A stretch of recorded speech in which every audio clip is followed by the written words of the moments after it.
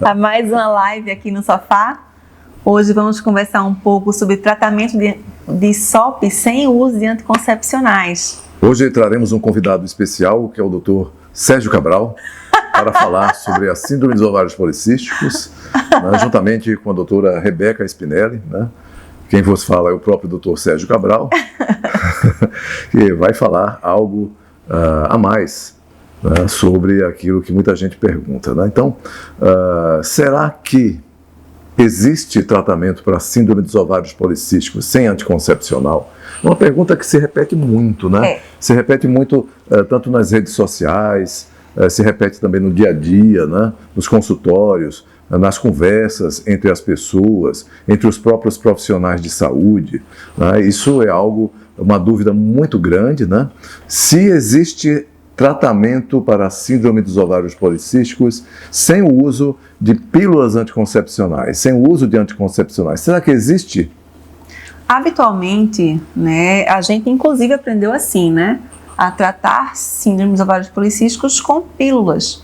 As pílulas são maravilhosas para a gente melhorar o efeito o efeito negativo da SOP na pele, por exemplo. A pílula rapidamente faz a mulher voltar a menstruar, a sangrar regularmente, né? Não dá para chamar de menstruação porque não tem ciclo ovulatório. Então, aparentemente, a pílula rapidamente melhora a SOP. Porém, ao longo dos anos, veio se verificando que não resolve tão bem assim. Na verdade, os ovários, a síndrome dos ovários policísticos, é uma entidade que a gente não conhecia muito bem. Ou seja, dos 20 anos para cá, quase 30 anos, mas de 20 anos para cá, houve um progresso muito grande sobre o conhecimento da síndrome dos ovários policísticos. Hoje, nós sabemos ainda que os contraceptivos orais combinados, as pílulas anticoncepcionais, que foram feitas para o grande objetivo de evitar apenas filhos, são utilizados off-label, hoje, inclusive, para o tratamento da síndrome dos ovários policísticos. Entretanto, é importante saber que esses medicamentos, eles não são o único tratamento para a síndrome dos ovários policísticos. Afinal de contas, temos que contextualizar antes. E o que é a SOP? Pois é. E aí é importante que a gente saiba que a síndrome dos ovários policísticos, ou só simplesmente SOP, é uma entidade, uma desordem, um distúrbio endócrino que pode levar não somente a mulher à infertilidade, mas também a outras complicações na vida, como alterações metabólicas, como a síndrome metabólica, como diabetes, como doenças cardiovasculares, distúrbios, transtornos psiquiátricos, como a depressão. Então, é algo que vai muito mais além dos ovários. É algo que suplanta aí muito o grande medo apenas da infertilidade. Então, diante desse conhecimento, se procurou saber de onde vem a SOP. Até hoje a gente não sabe exatamente né? a causa da SOP. A gente sabe que hoje já foram identificados genes que podem estar relacionados à síndrome dos ovários policísticos, ou inclusive espaços, localizações onde diversos genes irão se localizar ali no cromossomo, e aí chamado de losses. E pode ser que também essa parte do cromossomo seja responsável pelo desencadeamento de alterações que levem à SOP. Por exemplo, algum gene que nasça do ponto de vista defeituoso, ou seja, consiga ser modificado a sua expressão, o seu comportamento durante a vida da mulher, que vai levar essa mulher a uma maior produção de hormônios androgênios, que são, por exemplo, a testosterona, a 17-hidroxiprogesterona, androstenediona, que são hormônios que levam a mulher a ter acne, a ter pelos em excesso, a queda de cabelo, a infertilidade, aos ovários policísticos vistos a ultrassom, por exemplo, que levam essa mulher a ter genes que desencadeiem, por exemplo, maior distribuição de gordura. Ou seja, essa mulher ela vai ter uma maior predisposição, enquanto que outras comem muito e não engordam nada, essa come pouco, às vezes engorda muito, o metabolismo mais desacelerado. Aquelas mulheres, por exemplo, que terão genes que influenciarão negativamente os fatores liberadores de hormônios sexuais, ou seja, as gonadotrofinas, o FSH, o LH, fazendo com que essa mulher com SOP ela tenha genes que produza mais LH, que baterá lá na porta do ovário, fazendo com que esse ovário produza mais hormônios androgênios. Talvez seja aí o caminho correto para se atingir a cura da síndrome dos ovários policísticos, que não há cura ainda hoje. É importante ser dito isso.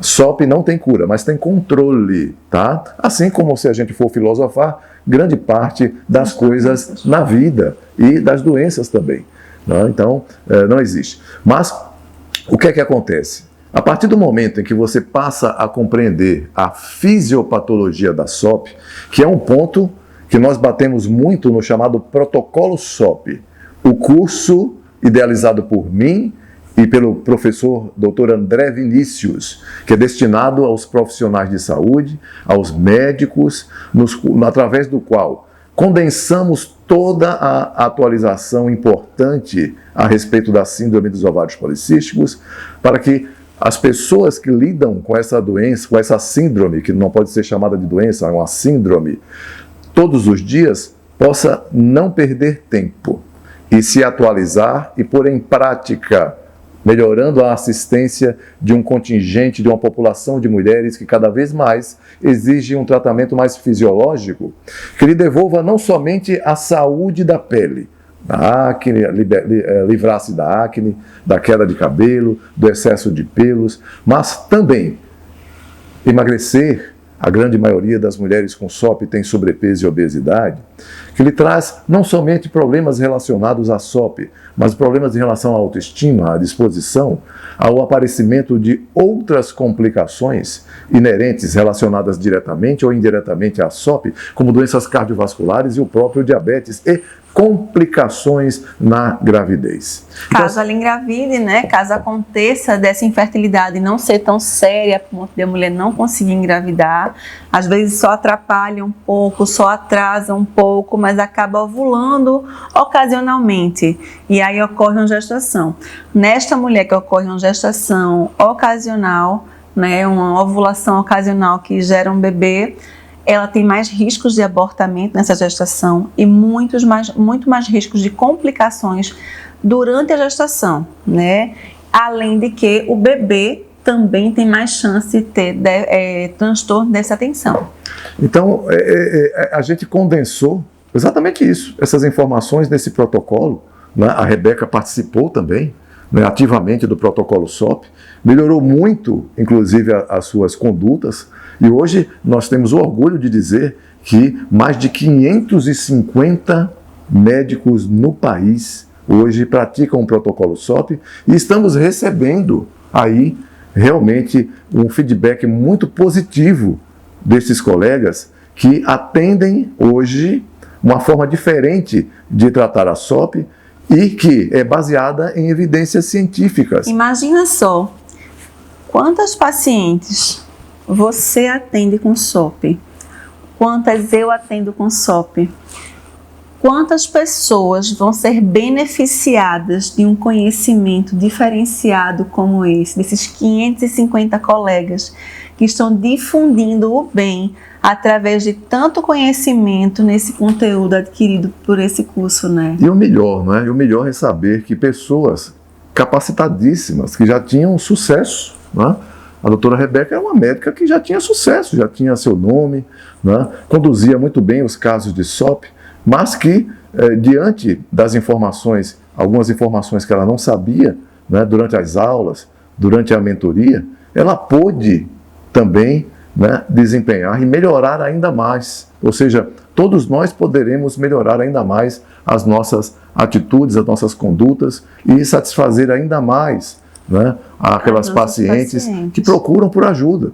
Elas procuram cada vez mais por um tratamento fisiológico, um tratamento mais natural e, ao mesmo tempo, um tratamento que não seja apenas sintomático, mas um tratamento que evite complicações na vida. E aí vem o nosso gancho, que vem a trazer para vocês hoje essa live. Será que existe realmente tratamento para a síndrome dos ovários policísticos sem anticoncepcionais? Uma coisa que me perguntaram recentemente no consultório é: a síndrome está aumentando mesmo? Ou os diagnósticos estão melhores? Ou ambos?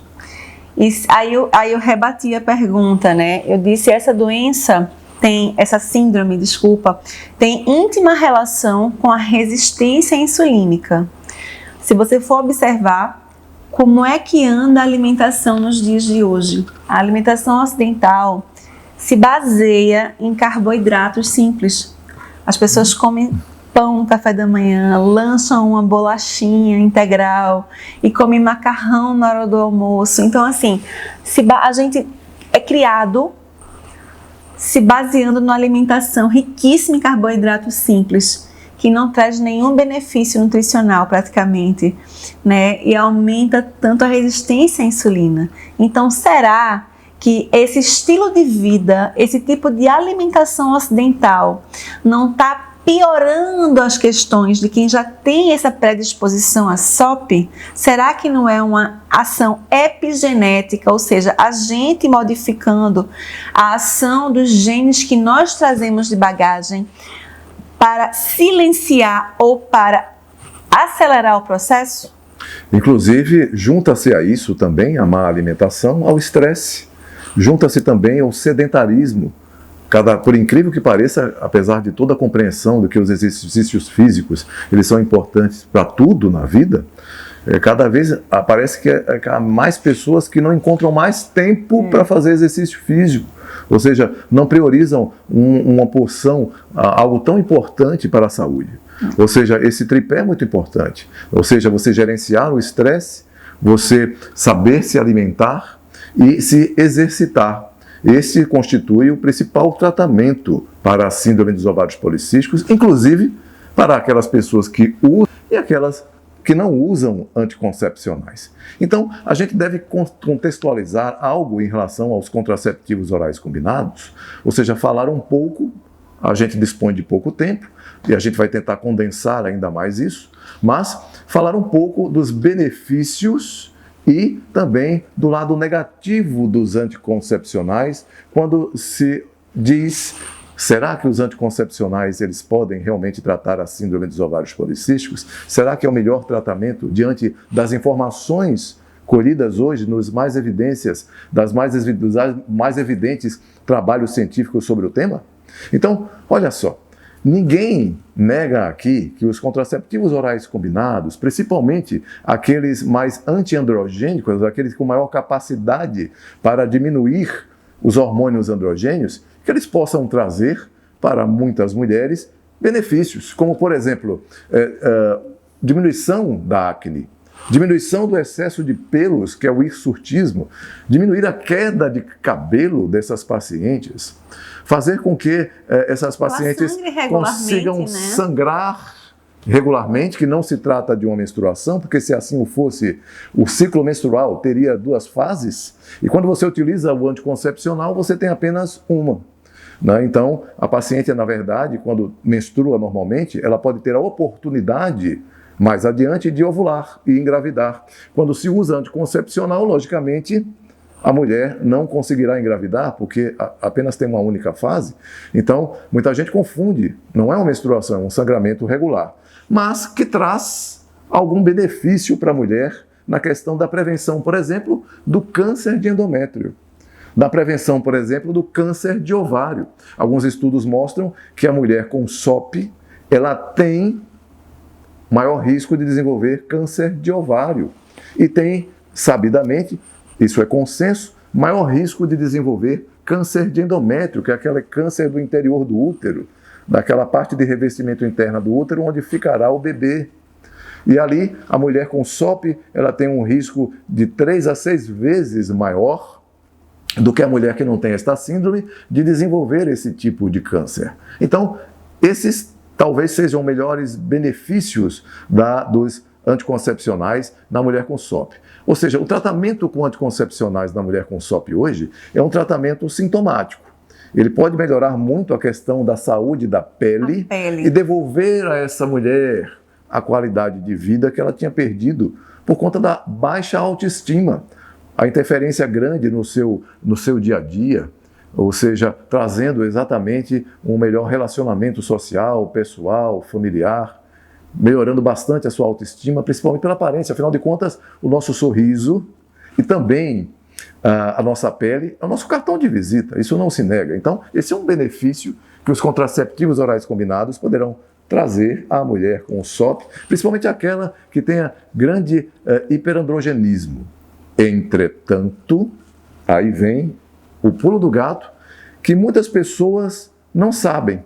E estas informações que passaremos para vocês aqui agora são de fundamental importância para que cada mulher que chega a determinado consultório com seu médico, com sua médica, possa participar juntamente com ele, com ela, da decisão do seu tratamento, de acordo com o seu caso, claro, levando-se em consideração os seus sinais, sintomas, seus riscos, mas também os seus objetivos. Por exemplo, o objetivo de gravidez, de não engravidar, de melhorar apenas a qualidade de vida, de emagrecer, de melhorar a libido, melhorar o relacionamento sexual. Então, isso tudo sim deve ser levado em conta, diminuir o risco, por exemplo, familiar de diabetes. Sabemos hoje que a mulher com SOP tem um risco maior. Inclusive, estudos mostram que metade das mulheres com SOP no mundo hoje, milhões, isso é muita gente, ficará pré-diabética ou diabética aos 40 anos de idade. Por que a gente está falando isso? Porque a partir do momento em que você compreende que a participação da síndrome dos ovários policísticos como uma entidade que pode provocar não apenas infertilidade, mas outras complicações importantes, constituindo-se hoje um dos mais importantes problemas de saúde pública no mundo, negligenciado. Por quê? Porque se pôs a ideia de que o único problema da mulher com SOP é a infertilidade. E quando ela quiser engravidar, ela recorrerá a técnicas para poder engravidar. A gente recebe até pacientes, né, que chegam grávidas com SOP, dizendo que engravidaram porque o médico falou que ela nunca conseguiria engravidar. Então ela parou de usar qualquer método contraceptivo, né? E aí aconteceu alguma ovulação fortuita e ela engravidou porque não estava se prevenindo. E aí chega toda desorganizada metabolicamente, né? Porque assim, eu entendo que mais difícil do que a dificuldade para engravidar é você conseguir engravidar e ter abortos recorrentes. E isso, infelizmente, é comum na mulher com SOP. É verdade, é verdade. E aí vem exatamente, né, as informações. O paciente chegou ao seu consultório, quer se submeter a um tratamento para a síndrome dos ovários policísticos. A partir de agora, nós temos que dizer as opções. Se você só sabe tratar a síndrome dos ovários policísticos com anticoncepcionais, a única opção que você passará à sua cliente, à sua paciente, é anticoncepcional. Para quem só tem martelo, qualquer problema é prego, né?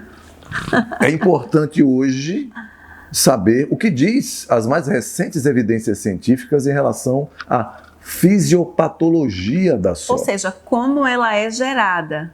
Em português, né? De mediquês para português. A fisiopatologia é como ela é gerada, como aquela síndrome acontece, o que tem na gente que faz ela surgir. O que vai levar a ela se complicar, a se desenvolver durante a vida da pessoa e gerar outras complicações. Então é importante hoje que qualquer profissional que lide com a SOP todos os dias em seu consultório domine a ciência da fisiopatologia da SOP. O que é que leva ao aparecimento e às complicações e à piora desta SOP? O que é que a gente pode fazer para contornar esses problemas fisiopatológicos? E aí vem, a partir do grau de compreensão do que provoca, o que piora, o que é mais próximo possível da origem, da causa da SOP. Uma vez que a gente não sabe a causa precisa, sabe que tem uma fortíssima participação genética, epigenética e também dos fatores do meio ambiente, principalmente a dieta, o sedentarismo, o estresse, desreguladores endócrinos, como são disruptores endócrinos que participam disso também. Então, olha só, a gente sabendo disso, a gente tem condições de tomar a melhor conduta para essa paciente. E da causa, né? O mais importante é informar. Então, é importante informar para a sua cliente, a sua paciente, que sim, existem outros tratamentos e melhor, tratamentos que não são puramente sintomáticos, como os anticoncepcionais, mas um tratamento que poderá levar a mulher com SOP a um equilíbrio pleno de hormônios, do metabolismo e evitar complicações. Complicações estas que os anticoncepcionais não podem evitar. É importante dizer que antes de prescrever qualquer medicamento, tratamento para a síndrome dos ovários policísticos, explicar sobre eles. Antes de prescrever um contraceptivo oral combinado, é importante que aquele profissional que prescreva este medicamento informe para a sua paciente que poderá lhe trazer benefícios como os que foram relatados, mas que não conseguem tratar o principal fator fisiopatológico para a síndrome dos ovários policísticos, que é a resistência à insulina. A resistência à insulina é este estado onde células do corpo, principalmente musculares, não respondem ao nível normal de insulina no sangue. A pessoa está lá com o nível normal de insulina, mas essa célula não responde. Então, portanto, ela a insulina não consegue entrar na célula. A insulina não cumpre o papel dela. Qual é o papel da insulina? Fazer com que a glicose ela seja utilizada pelaquela célula. Ou seja, que a glicose seja utilizada como fonte de energia naquele momento, se ela está precisando de energia, ou de armazenamento de energia em forma de glicogênio, em forma de gordura, se a mulher não precisar de energia. Então, o que é que acontece? Se a insulina não consegue agir, mais insulina é produzida em resposta a esta falha, fazendo com que essa insulina chegue a um nível elevado e, a partir daí, começa-se a desenvolver complicações associadas à SOP. Vocês sabiam que o principal fator de risco hoje para o desencadeamento do diabetes é a resistência à insulina? Enquanto que muitas pessoas ficam preocupadas com a sua glicemia, deveriam ficar preocupadas com seus níveis de insulina. Se há ou não resistência à insulina e agir aí.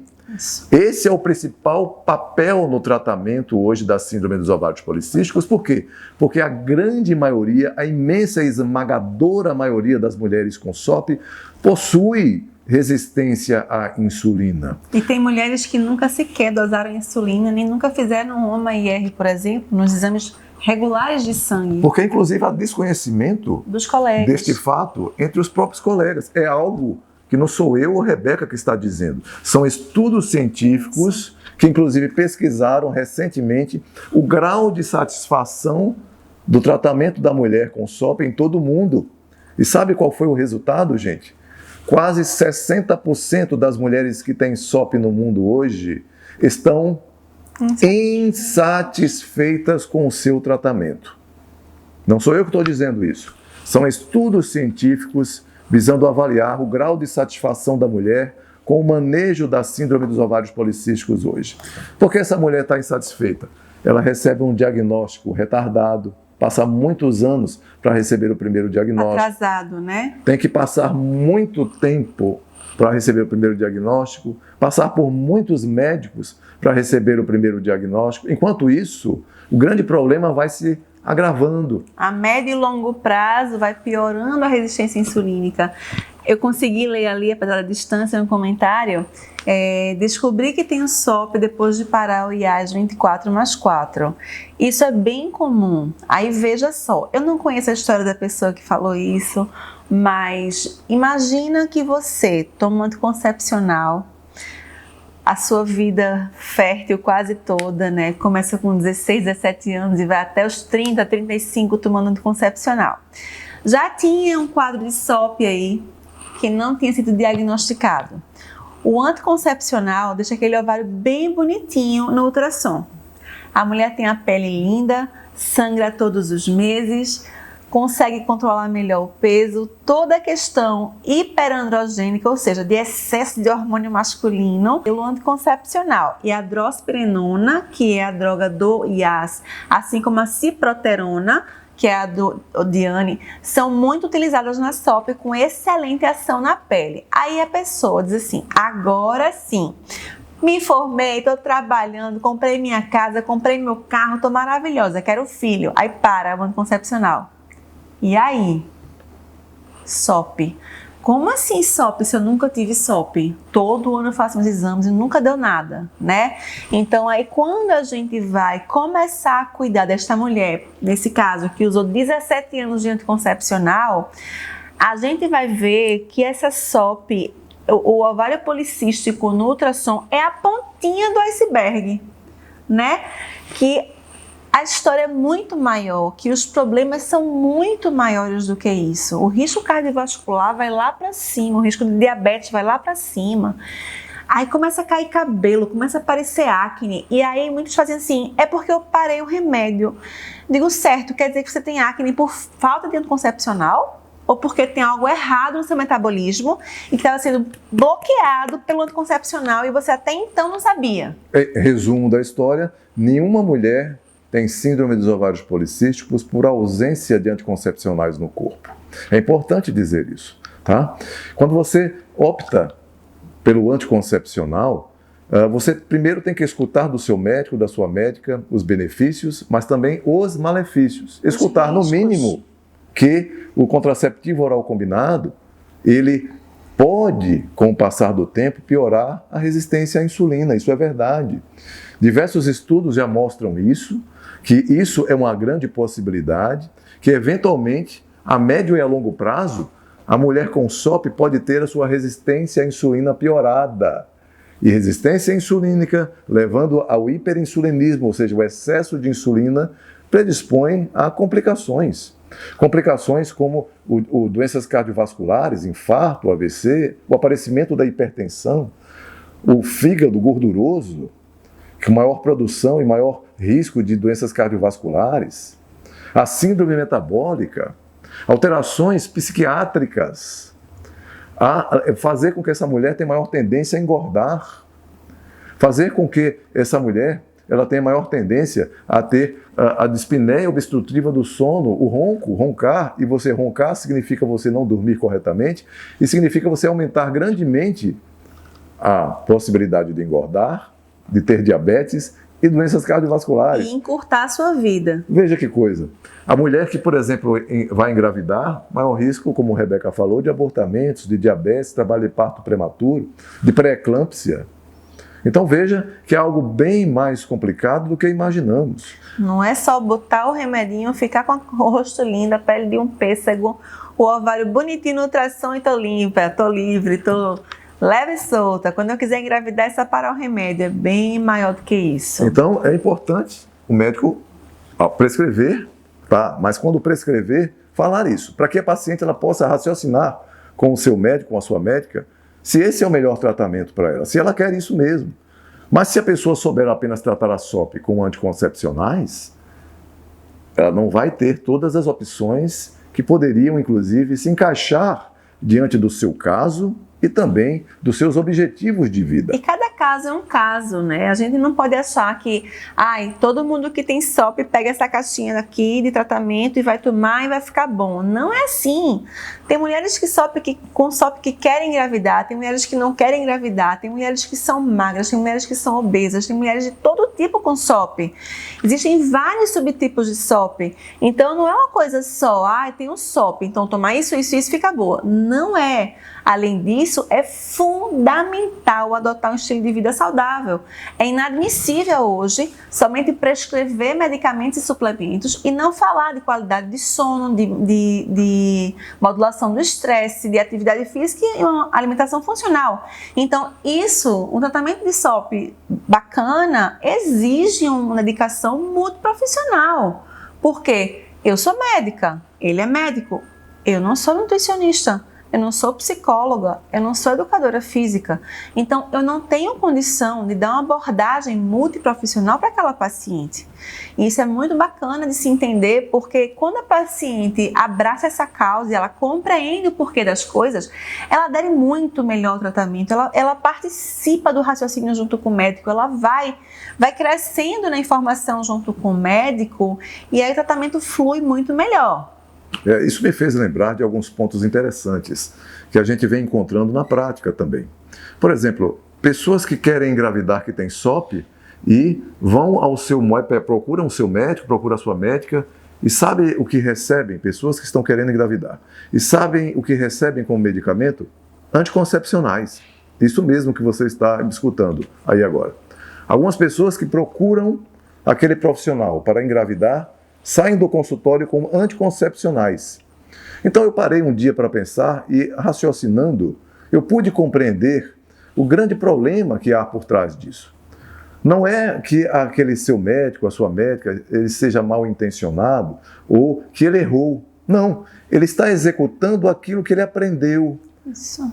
Porque, olha só, a partir do momento em que ele compreende o que é realmente a SOP, com toda certeza não mais tomará essa atitude, porque os anticoncepcionais evitam a gravidez. Mas você compreende o seguinte: ora, o raciocínio foi o seguinte, provavelmente aconteceu isso. Se a mulher tem hiperandrogenismo, excesso de hormônios androgênios como a testosterona, que leva a mulher a não ovular, logo, se eu prescrever um anticoncepcional para essa paciente, baixará esses níveis de hormônios androgênios e a paciente poderá engravidar. Quando então, parar, o raciocínio é esse. engravidar. Olha, você vai receber anticoncepcional agora, mas toma por um quando tempo. toma 2, 3 meses e aí quando parar, vai namorar. Corre, vê se consegue fazer esse menino o mais rapidamente possível. E aí sabe o que acontece, gente? Aí induz uma ovulação. A grande maioria das vezes, a mulher logicamente não consegue, não é? Sabe por quê? Porque aí se desconhecia a fisiopatologia da SOP.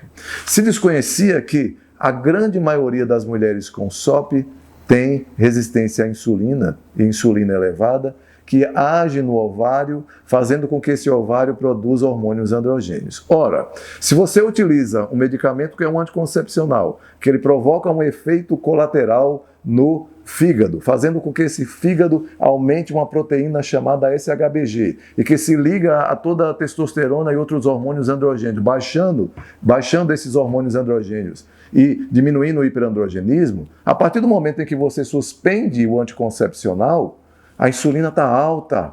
A insulina já estava alta e aumentou ainda mais com o uso de anticoncepcional. Então, a partir do momento em que você suspende o anticoncepcional, a insulina começa a bombardear rapidamente o ovário e ele passa a produzir mais hormônios androgênios, fazendo com que não dê tempo para nenhuma mulher engravidar. E se engravidar, ter complicações, porque o tratamento não é esse. E até porque o anticoncepcional, ele faz um bloqueio hormonal. É assim que ele funciona. Ele faz a mulher não ovular porque ele bloqueia a ovulação, lógico.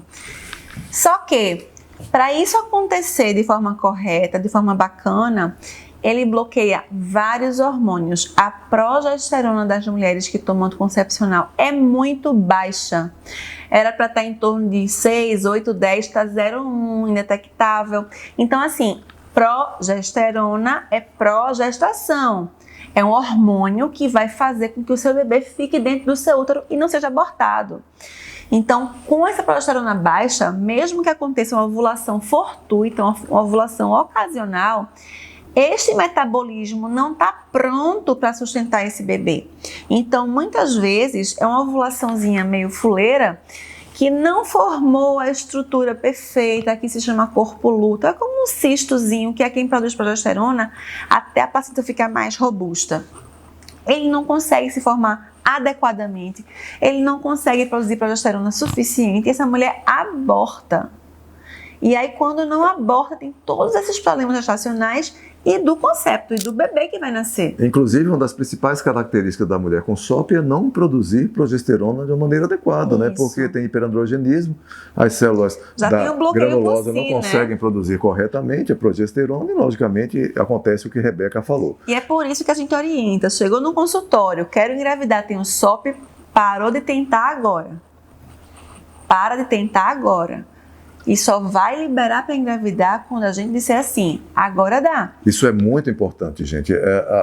Muitas vezes a gente nota isso, a ansiedade da paciente chegando ao consultório com medo já, né? Porque tem a SOP, acha que por ter SOP está infértil o resto da vida, nunca mais vai poder engravidar. Atestado de infertilidade já, atestado de infertilidade. É uma das coisas que a gente bate mesmo. Você não está condenada à infertilidade simplesmente por ter SOP. Claro. Quanto mais precoce é o seu diagnóstico e tratamento mais assertivo, mais rápido você realizará seu sonho. Tá? Isso é importante. Então, é importante que o médico, a médica e outros demais profissionais da área da saúde saibam sobre a fisiopatologia da SOP, mas saiba também hoje noções dos outros caminhos de tratamento que variam de acordo com cada caso de SOP. Claro. Porque existem os fenótipos de SOP, que são os tipos de SOP, porque nem toda mulher apresenta da mesma forma a síndrome dos ovários policísticos. Há os subfenótipos, né? Mulher com resistência insulínica, sem resistência insulínica, obesa, não obesa. Então, há exatamente grandes diferenças entre cada mulher e, logicamente, isso norteia o tipo de tratamento que ela receberá.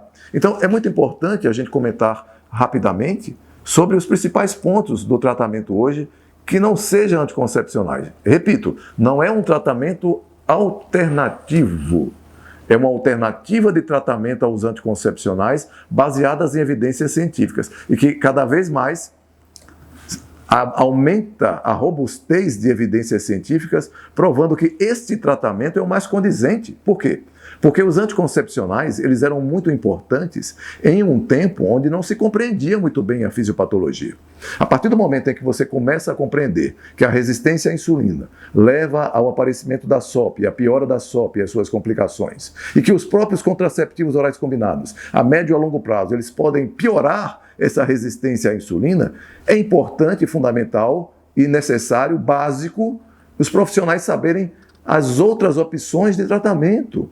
Então, o primeiro passo é saber que o principal tratamento e o único, talvez, que obrigatoriamente tem que ser mantido para o resto da vida, eu acho que seria bom para todo mundo, inclusive, significa estilo de vida, exercício físico, reeducação alimentar, gerenciamento do estresse, pode ter alguns complementos, né? Como, por exemplo, dormir bem, livrar-se de vícios, como beber muito, de fumar, algo intolerante, drogas. Então, isso soma-se ao estilo de vida, ou seja, gerenciamento do estresse biopsicossocial associado à reeducação alimentar e o exercício físico.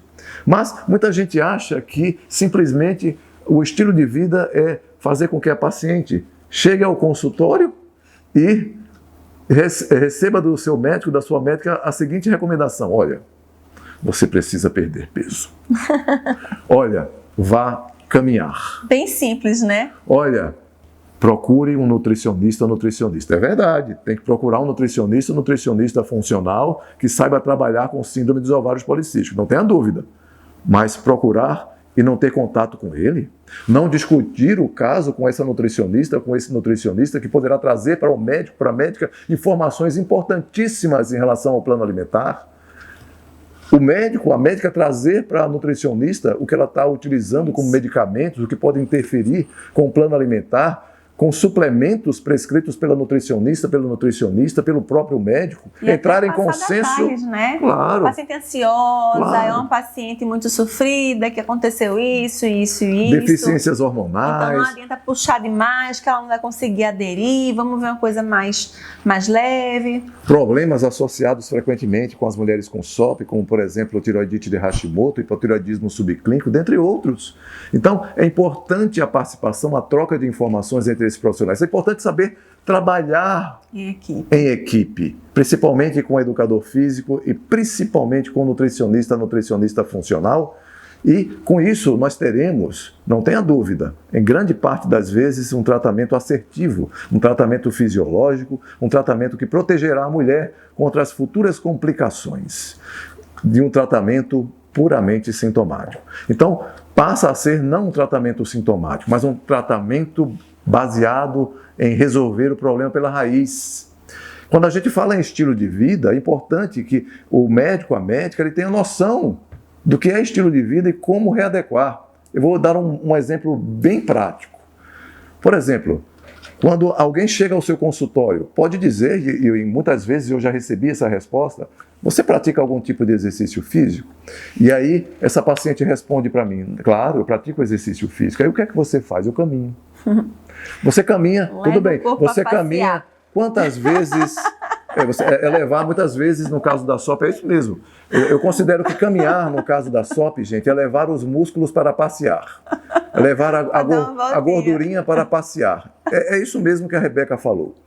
Passear, andar, caminhar, olhando a natureza, bem lentamente, mexendo no zap, é algo que pode, até, com exceção do mexendo no zap, é algo que pode até ajudar a desestressar. Né?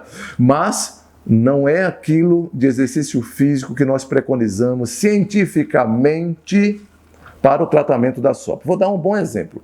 Então a mulher chegou, aquela cliente, está ansiosa, quer engravidar, ela chegou, está acima do peso, e aí ela diz, sim, eu pratico exercício físico, eu caminho. Então você já começa a partir daí. Mas vamos pegar alguém que vai para a academia. Essa pessoa vai para a academia. Então eu vou para a academia, doutor, eu faço exercício físico. E aí, quando eu avalio o seu percentual de gordura através de uma bioimpedância elétrica, que é a melhor maneira hoje de avaliar o percentual de gordura e massa muscular, mais prático hoje na mulher com SOP, mas digamos que não tinha. E essa paciente, nós avaliamos o IMC. Digamos que o IMC dessa paciente seja um IMC de 30, de obesidade. E ela vai à academia, mas só apenas 2 vezes na semana. Logo, diante dos conhecimentos hoje científicos da SOP, os profissionais de saúde devem saber que uma pessoa com sobrepeso ou obesidade, ou dificuldade para perda de peso, tem obrigatoriamente de fazer 250 minutos semanais de exercícios físicos moderados, ou 150 a 175 minutos de exercícios intensos. Entretanto, como muita gente não sabe o que é exercício intenso, ou até mesmo não consegue chegar aos exercícios intensos, é melhor dizer exercícios moderados.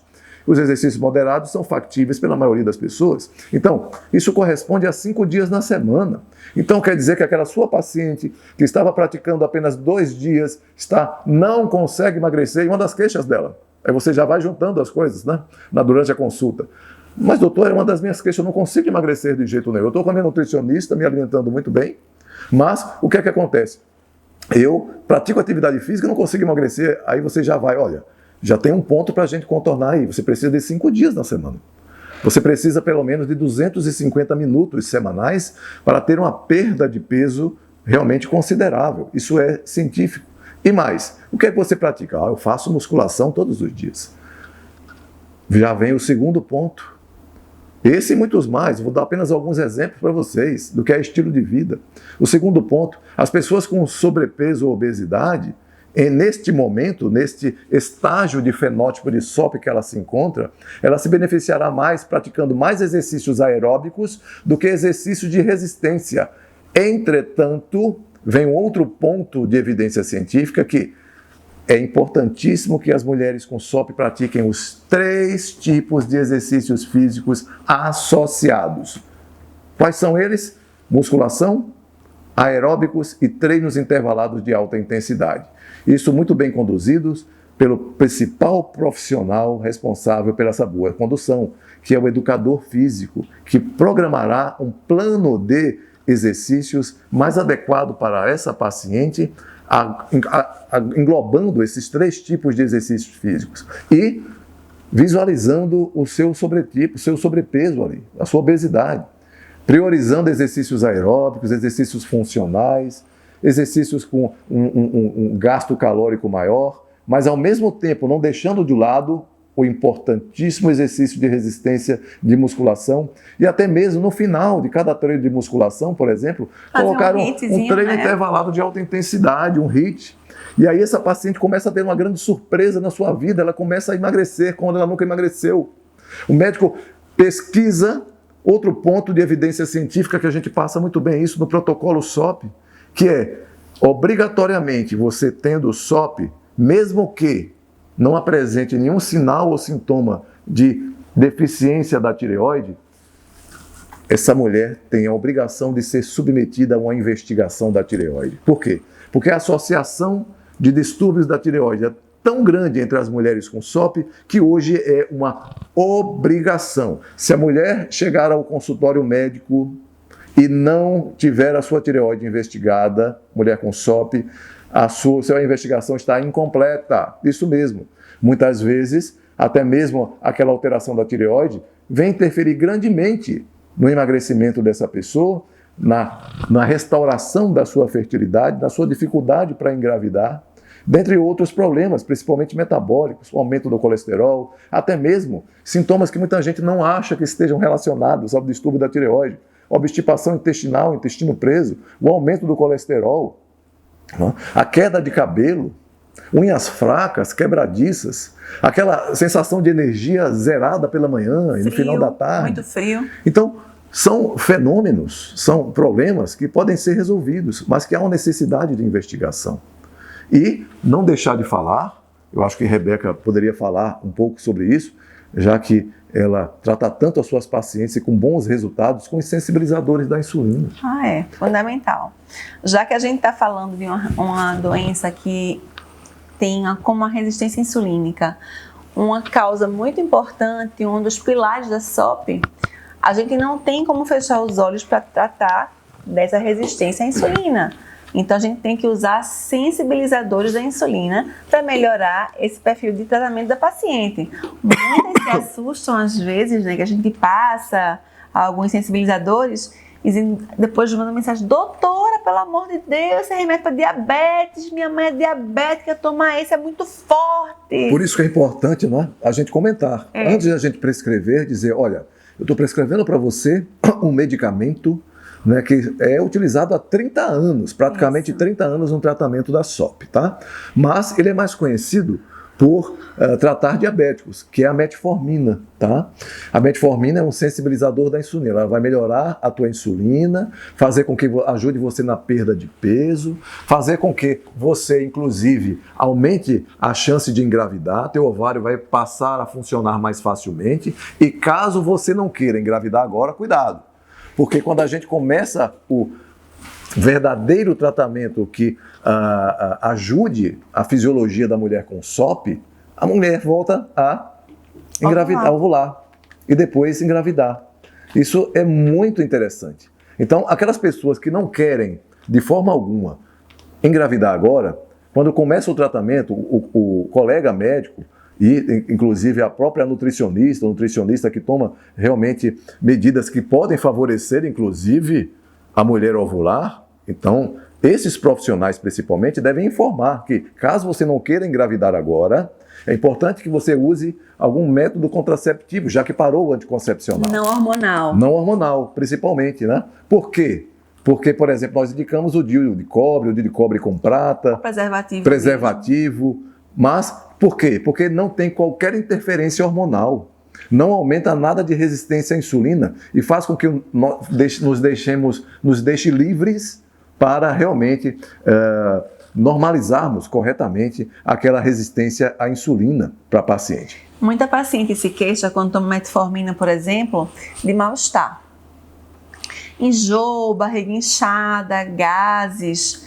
E aí, tem duas coisas nisso aí que são importantes. Primeira, esses sintomas vão ficar muito fortes quando a pessoa tem uma disbiose, ou seja, quando o intestino está inflamado, quando a alimentação não está bacana, quando ela consome muitos carboidratos refinados.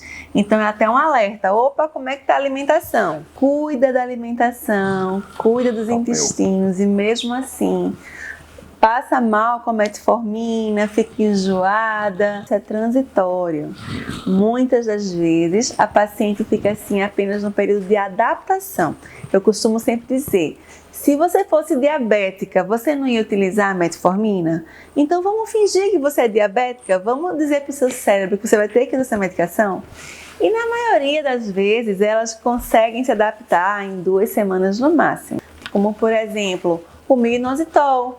O minoxidil hoje é cada dia mais conhecido, né? Que ainda bem, ele é muito bem associado ao metilfolato, né? A gente faz essa casadinha do metilfolato com minoxidil para que a gente possa melhorar essa sensibilização, né? Dos receptores de insulina.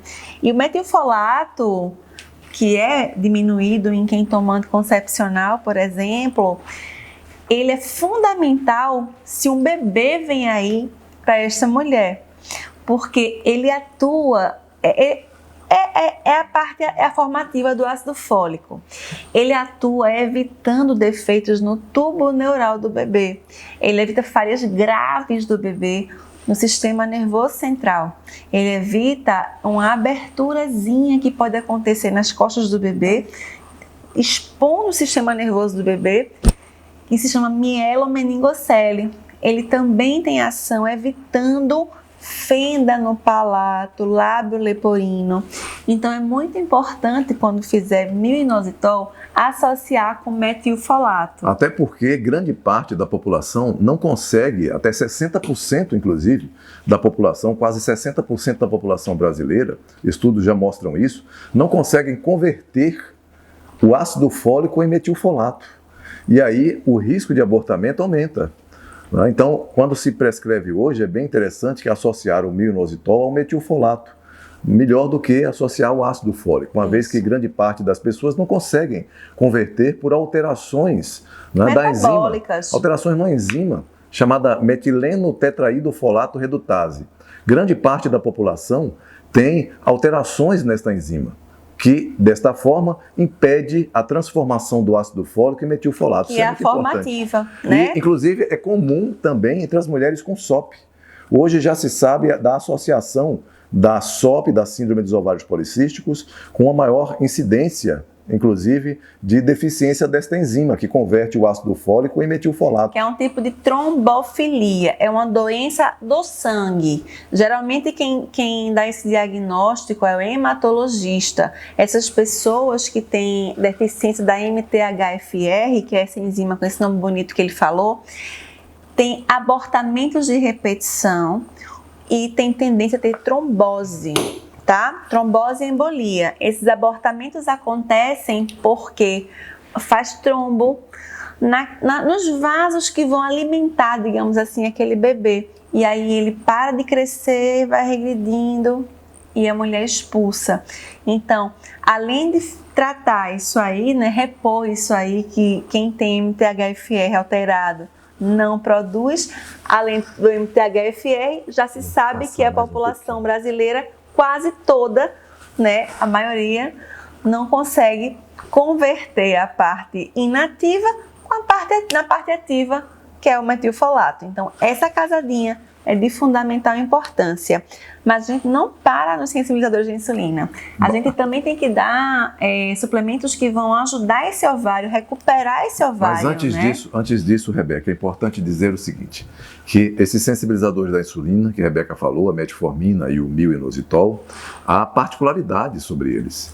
E é muito importante, mas muito importante mesmo, que o profissional domine essas particularidades. O médico hoje ele deve saber quando indicar a metformina, a dosagem mínima que faça efeito na metformina, a dosagem máxima que pode utilizar na síndrome dos ovários policísticos, faça efeito na síndrome dos ovários policísticos, quando indicar isoladamente, quando associar a metformina ao myo-inositol.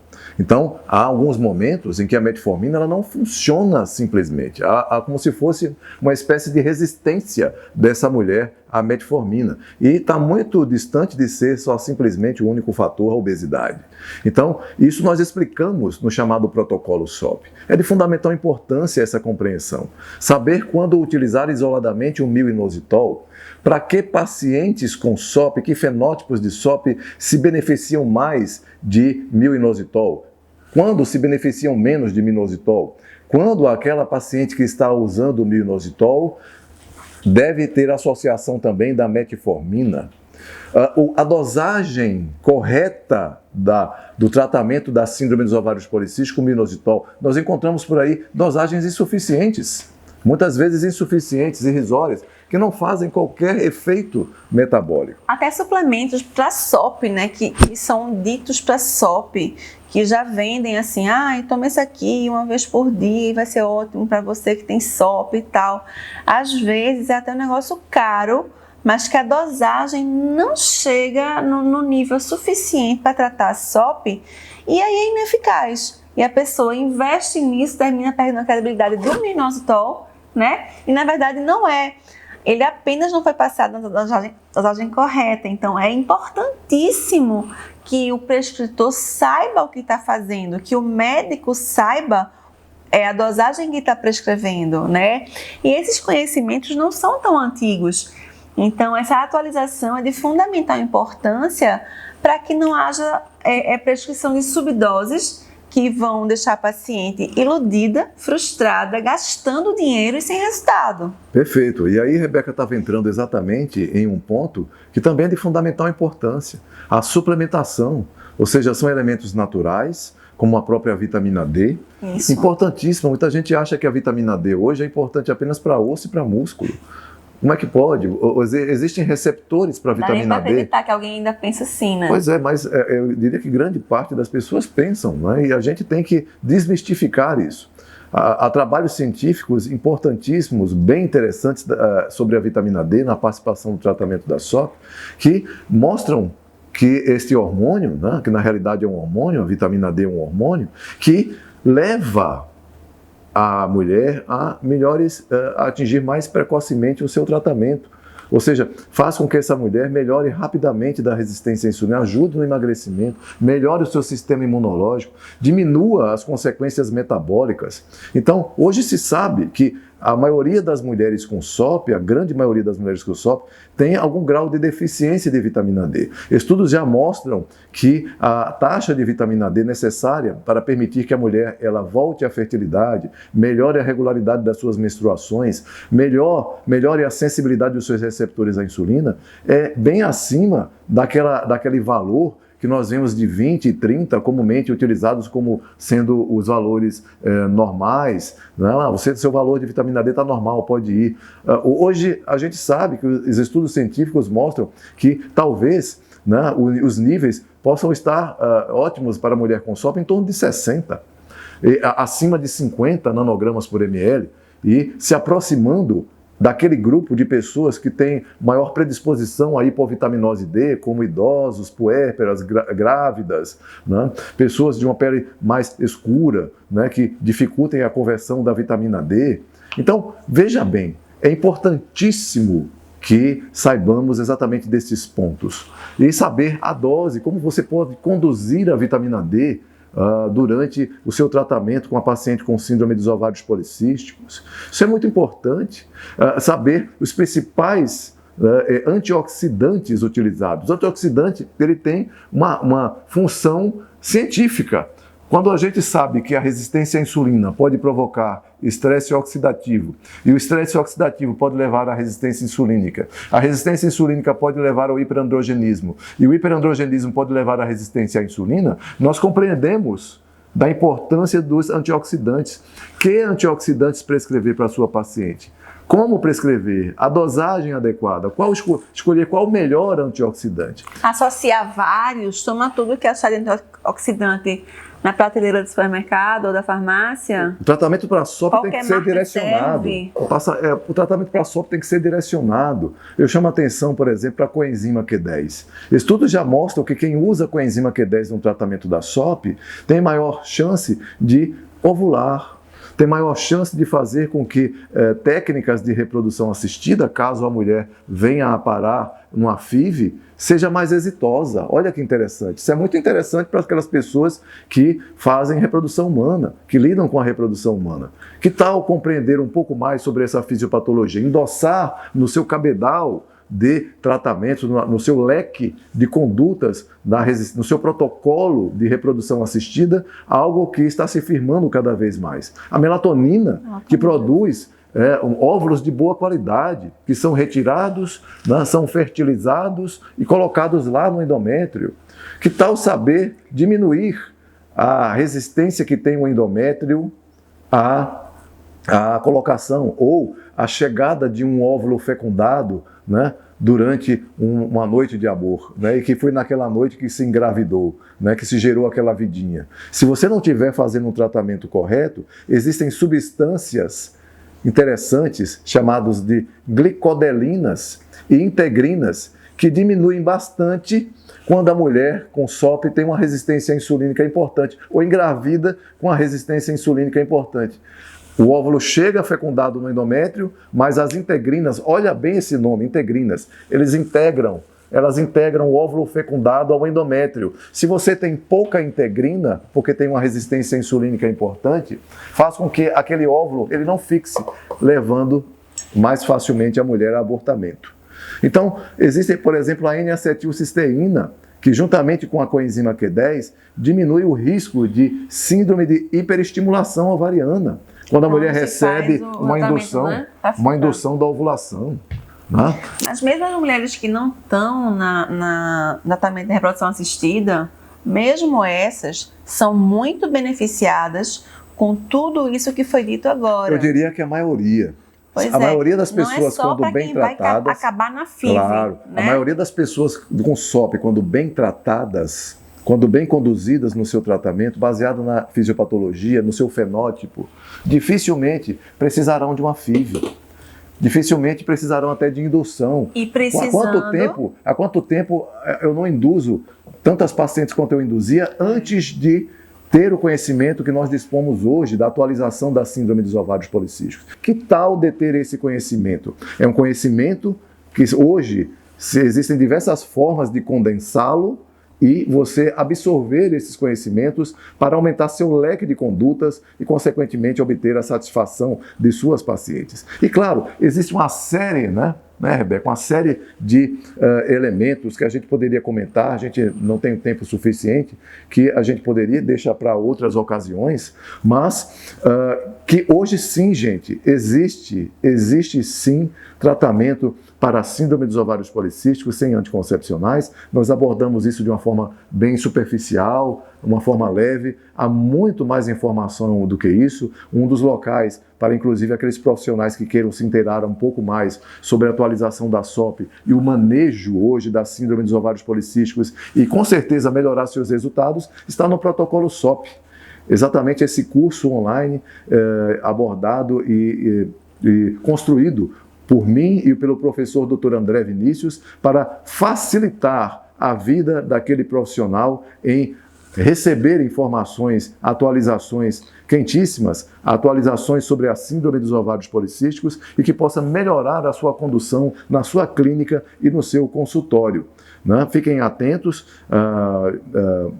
quase estamos lá para abrirmos uma nova turma, então é interessante realmente vocês estarem atentos para isso, que com toda certeza é algo prazeroso para todos nós. E mais, há novidades que eu não gostaria de tocar aí hoje, mas há novidades sobre a síndrome dos ovários policísticos e que poderemos atingir um nível muito interessante, né, de aprendizado. Ou seja, há novidades bombásticas para todos vocês que desejam mais informações para a síndrome dos ovários policísticos, que desejam atualizações constantes da síndrome dos ovários policísticos e que com toda certeza beneficiarão não somente as pacientes, mas também você que procura por um tratamento, um manejo mais correto, fisiológico, um manejo que mais se encaixe no interesse das suas pacientes, que com toda certeza estão chegando ao seu consultório exigindo de você esta postura. Então, olha só, tem novidades por aí. Eu e o André, a gente está preparando.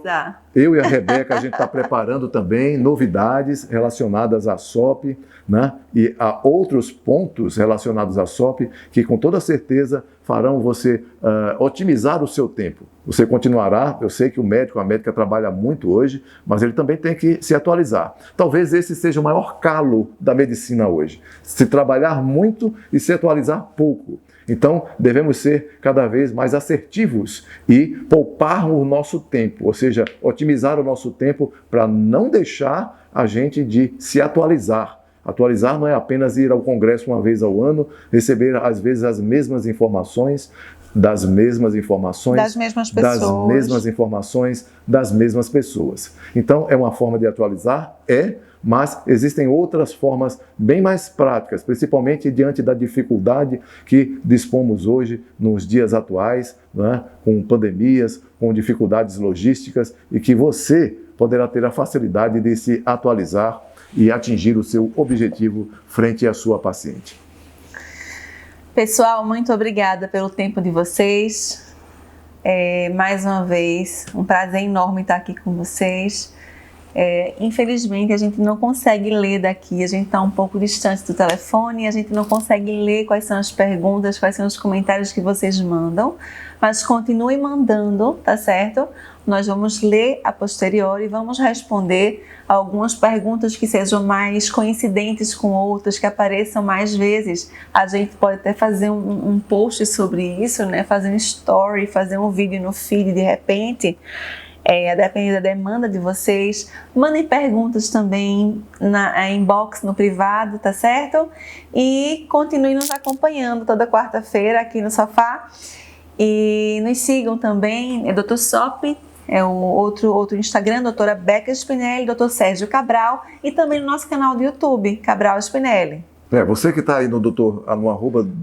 Sérgio Cabral, você pode seguir o Dr. Sop Oficial, né? E a @doutora Beca com 2 Cs, Beca Spinelli. Tá bom, gente? Então, foi um prazer imenso estar aqui mais uma vez com todos vocês nesse Papo no Sofá, né, que é um prazer imenso que eu e a Rebeca tem de passar essas informações. O pouco que a gente sabe, gente, a gente divide com vocês. Então, a gente está aqui para ajudar, tá bom? Então, um grande abraço a todos vocês e esperamos vocês na próxima semana para mais um Papo no Sofá. Um grande beijo. Fiquem com Deus. Fiquem com Deus. Obrigada pela presença. Até a próxima. Tchau, tchau.